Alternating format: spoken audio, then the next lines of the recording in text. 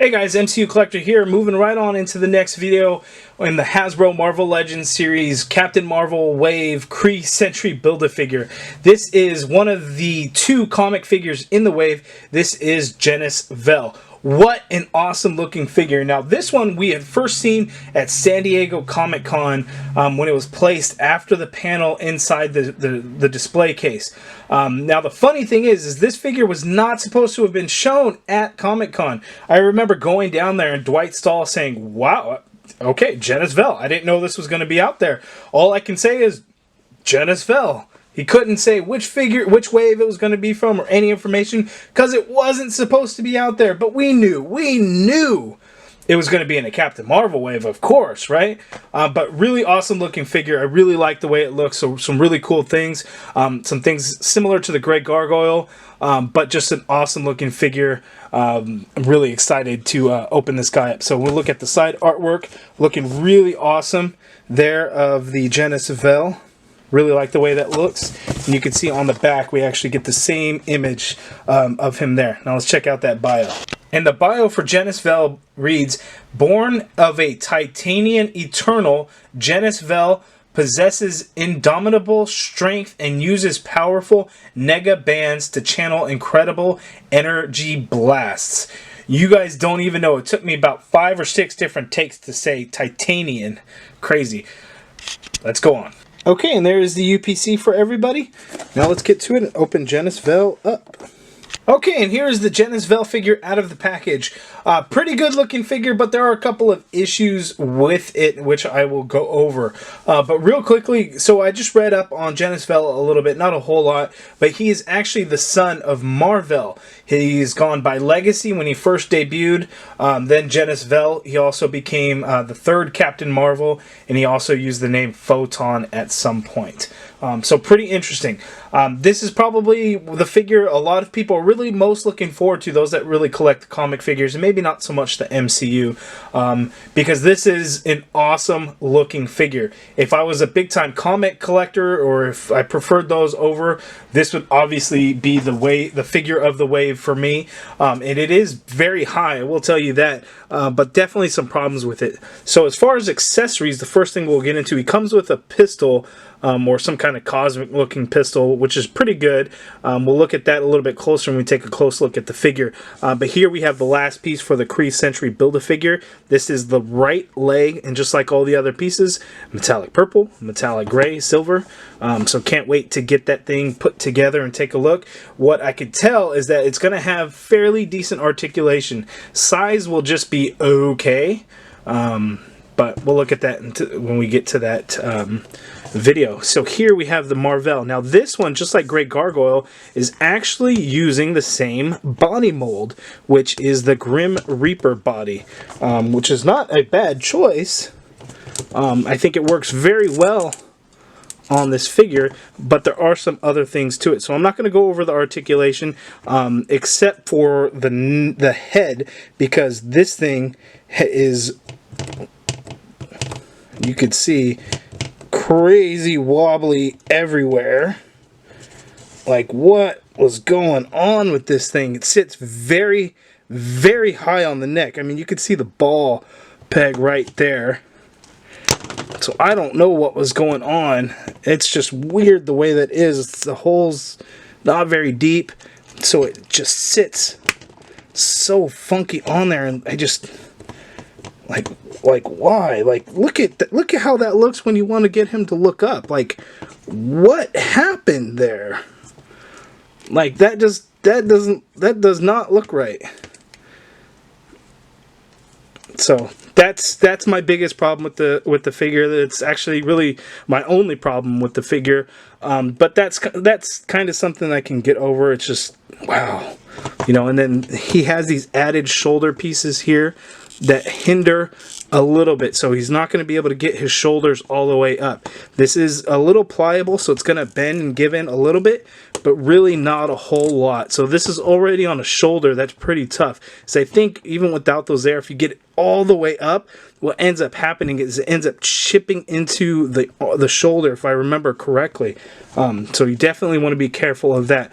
But you get the standard bicep swivel, double jointed elbow, swivel at the wrist, hinge at the wrist, ab goes down that much, not a whole lot, goes back that much, and then we've seen the articulation with the legs in the previous videos and that kind of thing.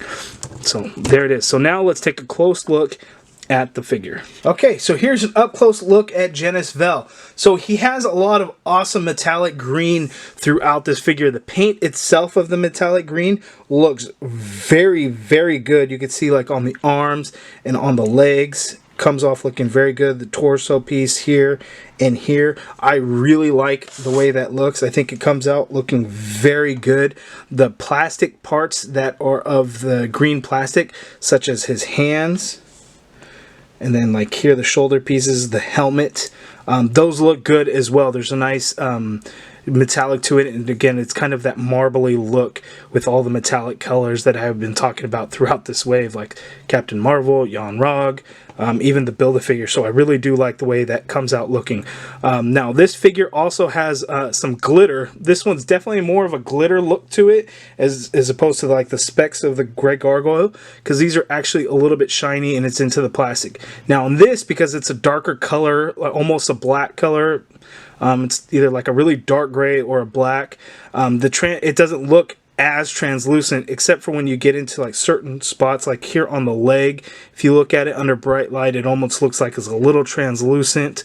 So it's just kind of weird, but it doesn't feel gummy so much. And then you can tell as far as the translucent, because I'm looking through the hip, and you can actually see through the plastic a little bit. You can see the light shine through.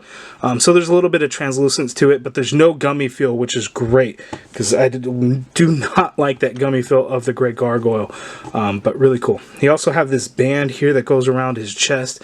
I'm not sure what that is. It's just kind of a floating piece there. It's just round. Based on the promo image of the figure, it looks like he had some kind of strap, whereas here it's just kind of a floating band. You could remove it if you would like. You know, you just pop the head off and you'd be able to get it over. Not a problem. Here he has the Nega bands. It's just a wrist bracelet kind of thing, and it is removable. If you pop the hands off, you can remove them like so. Whoops. But I'll be keeping that on, of course. And then he comes with the pistol here. It is a cosmic looking pistol, very futuristic looking, not realistic at all, and it's just done in a gold color just like his Nega bands. But one thing that's really cool is he actually has an added holster here that's on his leg, so that may be glued on. It doesn't look like it's a new sculpt to it. They probably just kind of cut into the mold and then imported that in, but it's kind of open in the back, and you can just kind of slide that pistol right on in, and it holds nicely there. But you can look at the metallic green throughout, and there you can really see that marbleization in the metallic green. I really like the way that looks. Here on the foot, you can really see it as well. I'm a fan of that. Some of you guys might not be, but I really like the way it looks. Here's the back of the figure. Not a whole lot of paint, just kind of what's already on the side. Not a whole lot going there. But there he is. Very good looking figure, but again, this neck thing, oh man, that drives me nuts. I mean, look at that. That's not good looking. And just kind of flops and moves around. So that's my problem with the figure. Other than that, it's a very good looking figure. Came a little warped there at the top of the helmet, little hot water action. I'm sure we'll straighten that up. But very good, solid comic figure that I think a lot of you guys will be happy with and want to get. Now, this character design really reminds me of... Whoa, look at the height difference on that. The Kree Soldier, the older Marvel Legends figure. You could see it has very, very similar look to it. You got the circle there, or whether it's supposed to be a planet with a ring around it, and then this has a planet with a ring around it, the holster, and then the green color. So that kind of represents the, you know, Kree there. One thing that I'm kind of surprised, and maybe it's because of the helmet, that he was not given blue skin. But I guess that's because of the helmet. Maybe it's just because it looks darker in there. That's kind of interesting. And it's actually a soft rubber material. You can't remove it because it's glued on. But these side pieces, you know, you can flap up and you can really see. It's just kind of a generic head in there. And you can actually really see the translucentness of that plastic when it's like that. But a solid figure, and I think it looks great. Definitely one to pick up if you like comic figures. If you guys have any questions, let me know down in the comments below. Hit that thumbs up if you guys liked the video. Subscribe if you haven't already done so. And as always, thank you for watching. Next video will be up hopefully soon, and will be the Kree Sentry Build-A-Figure. Stay tuned.